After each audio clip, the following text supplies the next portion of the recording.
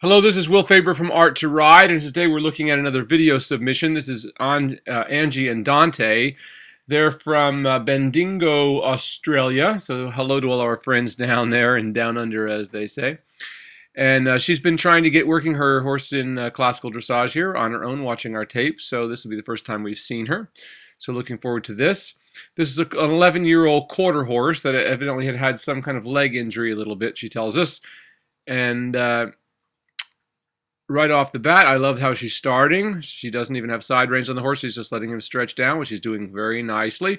Now, remember, this is a quarter horse, and she did say he'd had a little bit of a leg injury. So, we may not see as big a movement with this horse as we have seen with others, but we can still get the horse in its working trot, that is, working over the back for it. So I liked how she got him stretching down there in the walk.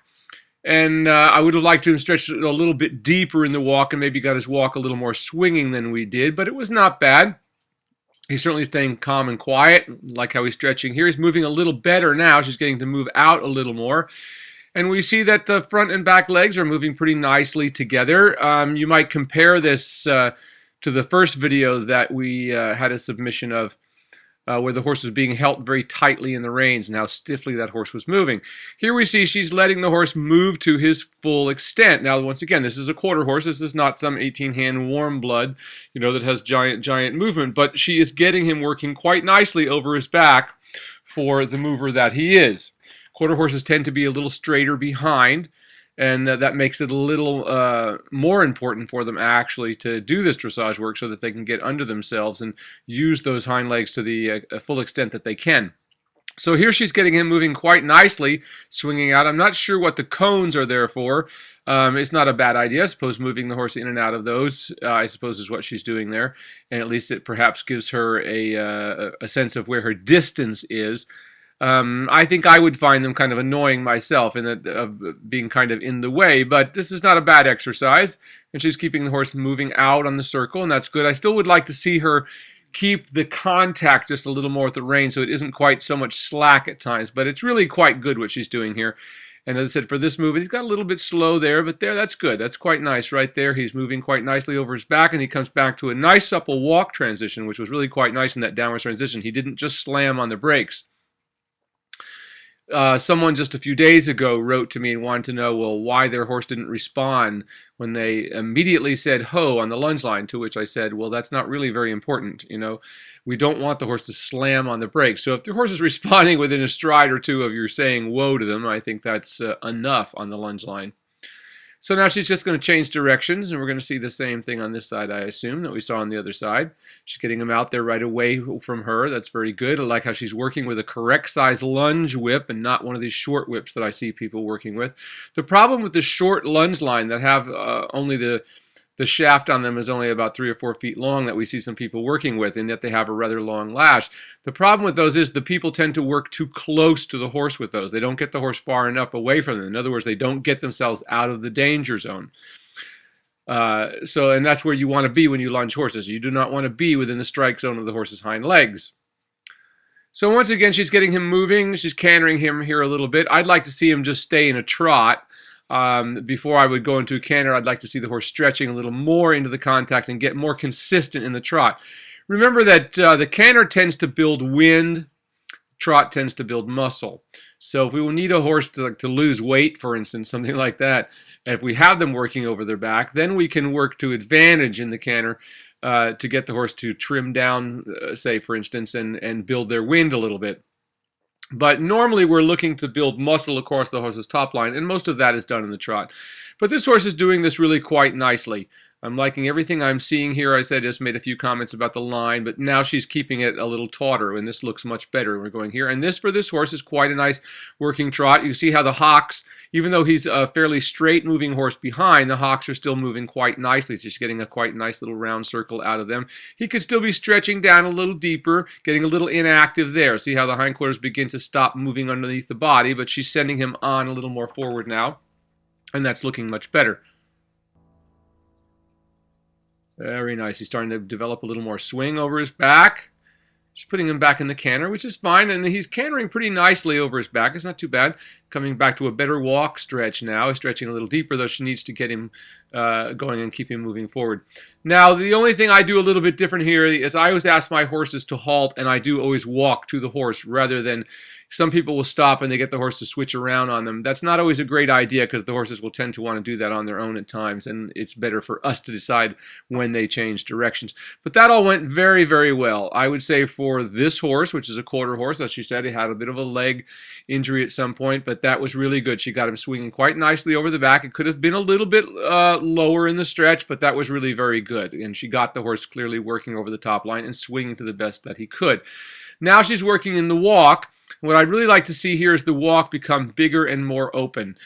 We can never get the walk too big. We can get it too fast, but we can never get it too big. But here the walk is looking a little better, but you can still see how he's dragging his toes just a little bit there behind. So she needs to just encourage him into a much more active walk there, getting him to swing. She halts him here, which is okay. I usually don't halt my young horses very much. I tend to halt basically only once during a session. I would have liked to have seen the horse as far as rein back. For me, this horse was not working over its back enough to rein back, so the rein back really looked more like a sort of stumble backwards than it did a rein back. In a correct rein back, the horse clearly keeps the diagonal pairs. It is not like a walk. A rein back should not be a 4-beat gait. It should be a 2-beat gait where the horse steps back in diagonal pairs and does that quite evenly, and in the same sort of rhythm as a forward walk. That is in the same time, even though it's a 2-beat rather than 4-beat. But so now we see the walk improving. So as I said, I would have liked to have seen the walk get better before I worried about going backwards. This horse is a little bit on the slow side. As I said, it looks like it maybe has a little problem there in the hind legs a little bit, and I'd like to see her. I think she can just improve that by just getting this horse a little more active, sending him on a little more, maybe give him a little tap with the whip so the walk gets a little more swinging and active, and I would like to see it stretch down a little deeper. Now at this point in the walk, I would like to see developing leg yield, and I see her doing that on the circle. She's leg yielding out from between those cones there, so that's perfectly fine. It doesn't matter where you do the leg yield, but that's the first exercise that we always begin with. We can do it on a circle, from the inside of the circle, or we can do it from the outside of the circle. We can do it from the center line to the outside. We can do it from the outside to the inside. There's many places we can do it. But the first exercise we do is, once again, the leg yield. Now, once again, she's reining back, and that rein back was very slow and kind of tedious. And it's more of it. We can clearly see the horse is not stepping back, but dividing the pairs. So that is not a correct rein back. And the rein back is something that I really don't do very much on young horses or undeveloped horses. Remember, when I say young, I mean undeveloped most times. So she's kind of stopping here. That's kind of okay, but I'd like to see the horse moving more. As I said, that rein back that she did there was not a very useful one, that it didn't have enough impulsion, that his horse was not lifting through the back enough so that it would step back clearly in diagonal pairs. So I would stay away from that a bit until you get this horse a little more head of your leg and more swinging over the back. Same thing here. You're worried about halting and doing these halts, but yet the horse isn't really moving yet. So I would get the horse much more moving through the back, much more swinging and active before I would worry about halting it. Because you see what happens when it halts is it just kind of lumbers to a halt there and not much really happens. And yes, it kind of stops, but this horse's problem is it looks like it just needs to get a lot more energy flowing through it and just getting bigger and more active strides. And it certainly looks like halt is no problem for it, so I wouldn't worry about that too much. So here she's starting off into the trot, and once again, this is not too bad.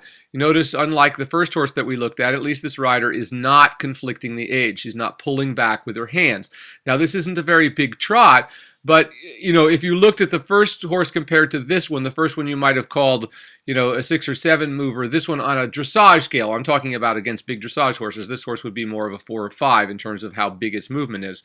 So, but this horse yet is moving actually bigger and freer than the horse that we saw in the first video. So even though it's a much more straight behind kind of horse and a horse that would have a shorter natural stride than the first one. But this rider is trying at least to maximize the length of her horse's stride, which is what we always must do. And I like how she's making these circles. They're not too small. Remember, when you make circles, the idea is they must maintain the rhythm. If in any exercise you lose the rhythm of the exercise, that is the rhythm of the gait, then you know the horse is evading the gymnastic quality, or it simply is physically incapable of performing at that level of gymnastic exercise.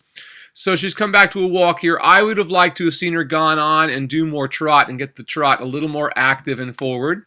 But I did like how the walk was starting to look at the end of that. It was starting to stretch more deeply into the contact.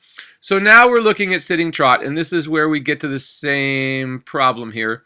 That's not too bad, but I would like to see this horse working deeper over its back before you start to sit to the trot on it. So that it gets more swing in the back and doesn't shorten its stride. That wasn't too bad, and at least, once again, the rider's not conflicting the aids. Same thing with the canter. I would have done a lot more trot work before I got to the canter, so my trot was much looser and longer over the back before I began doing this work. The canter is a little bit stiff. It's not too bad. It sort of varies between being a little stiff and on the front end, and sometimes when he gets the horse moving a little more actively, the canter looks better, as it does right there. So remember that we would like to get an animal to stretch in all three gaits. So our goal should be able to stretch the horse all the way down in the walk, in the trot, and in the canter. And then we're really sure the horse is moving over its back. So I would call this canter about halfway there. It's not a terrible canter, and he's certainly not conflicting the aids and keeping a pretty soft contact there. Coming down to, I would like to see the horse come back and go into a rising trot and get the horse swinging a little more over its back. So the biggest thing I would say in all the trot work I've seen with this horse is I still like to see it stretching a little bit deeper and getting a little bit longer in the stride before you start worrying about sitting to the trot, which will have a tendency to shorten the horse up. Remember, once you get the horse working over its back, there should be no difference in the working trot rising and the working trot sitting. You should be able to sit to the same trot. In dressage shows, that's, for instance, what the judge is looking for, is that there is no change in the gait between the sitting and rising positions, that you don't have to just slow the horse down in order to stay in position with the horse or to be comfortable, which is what we often see in horses that have been set to before their backs are formed. They end up getting slowed down to the point that they feel comfortable, or a false sense of balance to a rider who doesn't know the difference between a horse working through its back and one that's hollow and just short in the steps.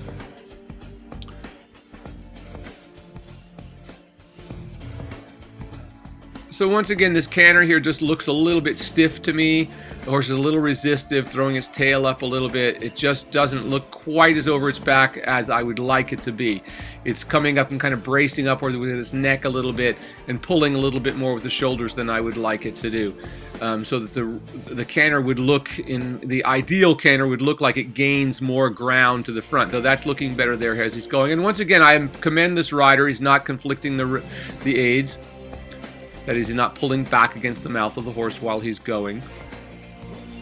But I think the preparation, I would do more preparation for the canter and less of it.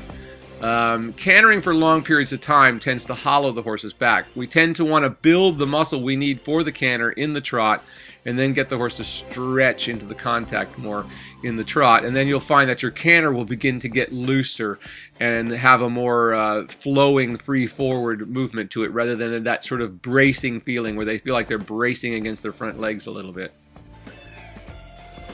So now we're back to the walk again. And this walk is looking a little better than it did before. It's starting to stretch a little more. The walk is a little more rhythmic. It's a little stiff-legged behind still, but not bad. You're working towards the right stuff. So the right things are starting to happen here. There. Now that's starting to be a much better stretch. And I like how this rider is using her hands, and she's just letting her hands be wide so she can take up the slack, which is what you want to do. We must all remember that there's a difference between how we ride in the show ring when everything's going perfect. You know, when your horse has been schooled correctly, it comes up underneath you and balance you and lifts you in the saddle, you can sit in that perfect upright position with your hands right in front of you. But when we're just teaching horses to do these things like stretch, we can't always be in the exact same position, that is vertical on the back of the horse, because when we're trying to get the horse to lift its back, if we sit absolutely straight in the saddle, we're pressing directly down into the back. So sometimes we need to lift ourselves up, yet displace our weight back a little bit so the horse doesn't feel that pressure directly down into its back.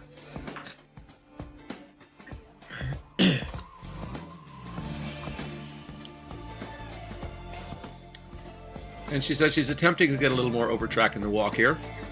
And it is looking a little better.